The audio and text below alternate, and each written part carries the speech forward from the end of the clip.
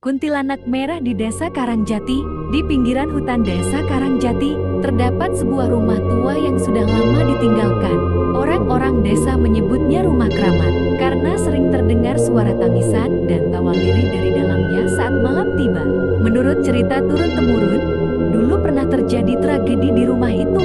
Seorang perempuan muda bernama Sarinah yang sedang hamil besar, dituduh sebagai pelakor oleh istri sah seorang kepala dusun. Dalam amarah buta, perempuan itu menghasut warga untuk mengusir Sarinah. Dalam keputusasaan dan rasa malu, Sarinah bunuh diri dengan menggantung diri di pohon jambu belakang rumah.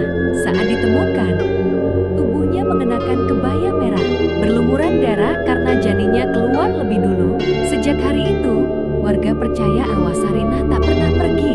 Mereka menyebutnya kuntilanak merah karena sering terlihat melayang dengan kebaya merah yang sobek dan berlumuran darah. Kisah terbaru, suatu malam, Dika, pemuda kota yang baru pindah ke Desa Karangjati, tertantang oleh cerita tersebut. Ia tidak percaya tahayul dan bertekad membuktikan semuanya hanya mitos. Bersama dua temannya, ia nekat masuk ke rumah tua itu pukul 11 malam. Awalnya, hanya suara jangkrik dan angin yang terdengar. Tapi tak lama kemudian, suhu turun drastis. Salah satu temannya, Aldi, mendengar suara tangisan dari arah dapur. Saat mereka menyalakan senter ke arah suara itu, terlihat sosok perempuan berdiri membelakangi mereka. Rambut panjang terurai dan kebaya merah yang basah oleh darah. Ketika mereka memanggil, sosok itu perlahan berbalik. Wajahnya pucat dengan mata melotot, darah mengalir dari mulutnya. "Kembalikan anakku," bisiknya dengan suara serak mengerikan. Teriakan menggema di malam itu. Warga desa menemui ketiganya keesokan. Paginya tergeletak di depan rumah tua dengan wajah pucat dan rambut memutih. Sejak kejadian itu, Dika tak pernah berbicara lagi. Ia hanya duduk diam sambil menggambar sosok perempuan berkebaya merah berulang kali. Bab 2, Lukisan Berdarah. Sejak malam di rumah keramat itu, Dika benar-benar berubah. Ia tak lagi berbicara, tak mengenal orang sekitarnya, dan hanya duduk di sudut kamar sambil menggambar sosok perempuan berkebaya merah. Ratusan lembar kertas memenuhi lantai kamarnya. Anehnya, setiap gambar menunjukkan detail yang berbeda-beda. Kadang kuntilanak itu tengah menggantung di pohon jambu, kadang sedang menggendong bayi tak berkepala.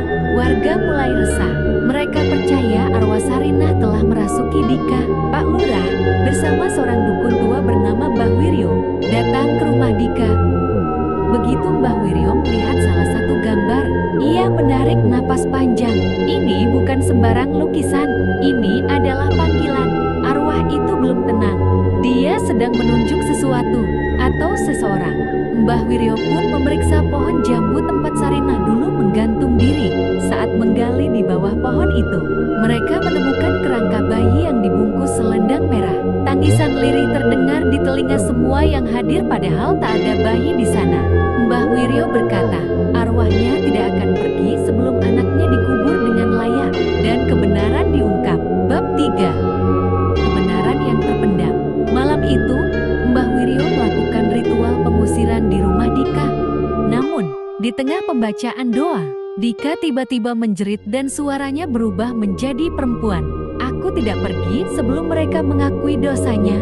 Lalu Dika menunjuk gambar yang terakhir. Ia buat gambar wajah seorang wanita tua dengan tanda lahir di pipinya.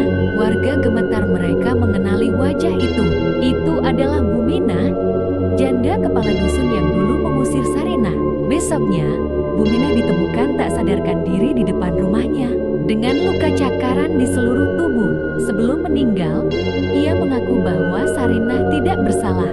Justru suaminya lah yang memperkosa Sarinah, dan karena malu, ia memfitnah Sarinah sebagai perebut suami orang. Pengakuan itu mengguncang seluruh desa.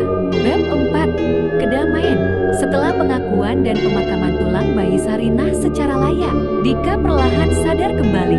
Ia tak lagi menggambar sosok perempuan dan mulai bisa berbicara meski masih trauma. Tapi hingga hari ini, rumah tua itu tetap kosong. Kadang masih terdengar suara bayi menangis atau aroma bunga melati yang muncul tanpa sebab. Orang-orang desa kini tahu, jangan pernah bermain-main dengan ditutup, karena arwah yang tak tenang akan selalu kembali.